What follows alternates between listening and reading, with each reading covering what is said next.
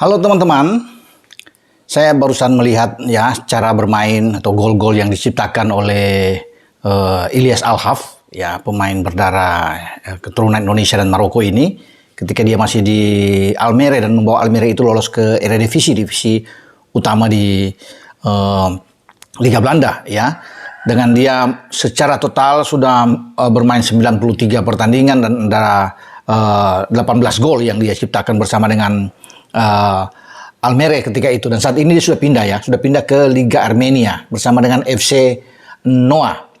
Nah, kenapa saya bisa mengangkat soal Ilyas Al-Haf ini, pemain yang bisa bermain di 3 posisi yang sangat bagus, gelandang serang, bisa bermain di sayap kanan dan di sayap kiri, bahkan kalau dipaksakan, dibutuhkan, dia bisa bermain di 4 posisi. Penyerang tengah bisa, jika tidak ada penyerang tengah, dia bisa didorong ke sana. Walaupun memang sesungguhnya dia adalah seorang gelandang serang, dan saya bilang tadi, dan saya bisa bermain di 2 flank, 2 sayap ya, kiri kanan. Punya keistimewaan memang. Nah, ketika dia bermain sekarang di FC Noah di Liga Armenia, itu dia sudah mencetak 5 gol. Kalau saya catatan saya terakhir dia membuat gol pada November lalu ketika kalah timnya dia Noah dari Punic dengan 3-1. Dia membuat gol ketika pertandingan baru berlangsung 3 menit. Di antara 5 gol sejauh ini yang dia sudah buat di Liga Armenia. Jadi kalau bisa dikatakan di sini statistik dia, ya itu dari musim ini 2023-2024, 18 laga yang dia sudah bermain dari 20 pertandingan yang sudah berlangsung, itu ada 5 gol, ya kemudian ada 6 kali dia memberikan umpan assist dan 2 kartu kuning. Jadi saya pikir ini pemain yang bagus. Dia terobsesi untuk bisa bermain di tim nasional Indonesia, di tim Merah Putih. Ketika membawa Almere itu lolos ke Eredivisie, Ilyas Al-Haf ini membawa bendera merah putih ke tengah lapangan. Nah, itu sebagai tanda kode dia untuk dia ingin bermain di timnas. Tinggal tergantung sekarang bagaimana ya PSSI bisa melihat dia dan mengambil dia, tetapi semua datang dari STY. Karena STY yang harus mengusulkan. Ya, nah, ini dia menarik. Pak Ketua Umum, ya Pak PSSI, Pak Erick Thohir, itu sudah mendapatkan nama Ilyas Al-Haf ini, dan saya coba untuk bisa memberikan nama Ilyas Al-Haf ini ke beliau, dan beliau sudah teruskan ke STY untuk dilihat, ya dipertimbangkan. Sudah sampai ke tangan STY, semua tinggal tergantung STY. Apakah STY mau dengan Ilyas Al-Haf ini untuk menjadi bagian, kalau memang ada beberapa pemain yang dibidik ya untuk tahun ini bagi Ketua Umum PSSI, dan salah satu adalah Ilyas Al-Haf yang sudah ada. Tapi Pak Ketua tidak boleh memaksakan, karena semuanya itu harus ditentukan oleh sang pelatih kepala, STY, karena dia yang bertanggung jawab dengan tim. Boleh diusulkan, tapi dia yang memutuskan. Kemudian kalau dia sudah oke, sudah klop di sini, tentunya akan dilihat dengan data-data dia, ya bagaimana statistik dia bermain, baru bisa ada conference dan mengundang Ilyas Al-Haf kalau ini disetujui oleh STY. Ya, jadi kita akan berharap saja bagaimana STY bisa mempertimbangkan Ilyas Al-Haf ini yang punya posisi yang bagus, dibutuhkan di semua posisi kalau di lini serang, karena kita kan kurang di lini serang.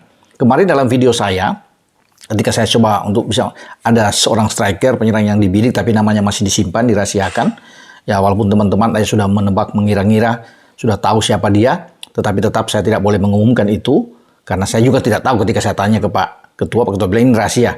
Dia akan konferensi sendiri dan akan diumumkan sebelum datang dan salaman. Jadi saya juga diam.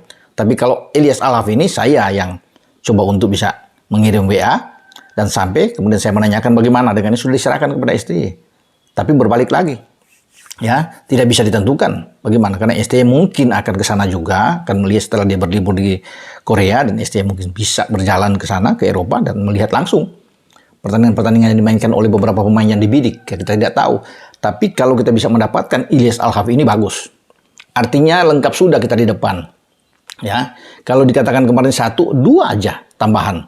Sudah ada Ilyas Al-Haf, dia bisa bermain di kanan, kemudian ada Ragnar Oratmangun. Wah, di depan ada Rafael Struijk, bisa bergantian dengan Ramadan mungkin yang bisa dipakai di sana, karena kita juga punya sayap yang bagus dengan Yakub Sayuri. Jadi kita kuat.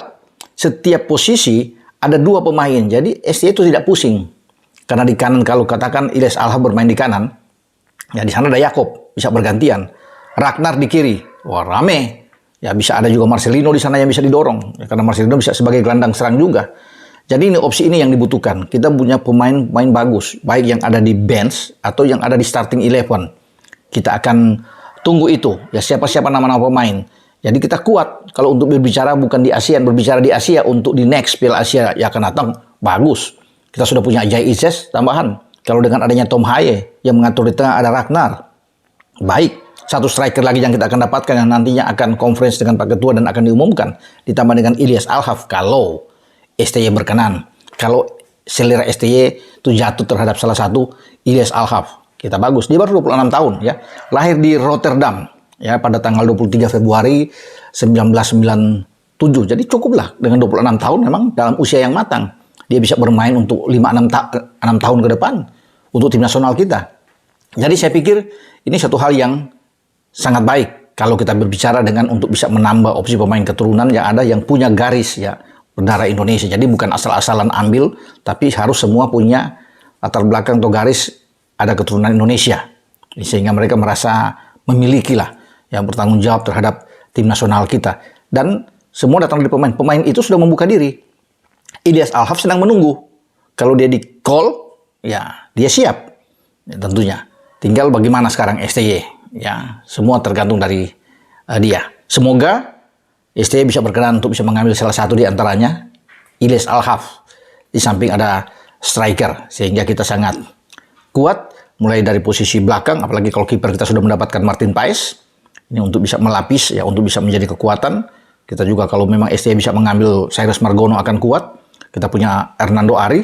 Jadi Klopp untuk bisa bermain di belakang, di bawah Mister, di belakang sudah nggak perlu diragukan lagi kan. Ada Jordi, Justin bisa bermain di sana, Jai Ises, Elkan Begot, Sain, Sandi, banyak. Kita punya pemain lokal Rizky Ridho di kanan, ada Asnawi di kiri, ada Arhan. Oke lah, bagus kalau di belakang. Di tengah ada Tom Haye yang bisa bermain bersama dengan Ivar Yaner, ya ada Marcelino. Jadi baiklah buat kita. Nah, ketambahan dengan Al-Haf di depan, mantap. Ya kalau ada Ragnar dan Al-Haf. Kita nantikan itu. Semoga ada kabar yang baik datang dari STY. Kalau STY berkenan untuk bisa mengambil pemain yang ini, yang pasti namanya sudah disodorkan oleh Pak Ketua ke pelatih kepala asal Korea tersebut. Dengan saya, Bung Ropan, berbicara di sini dengan Ilyas Al-Haf. Ciao.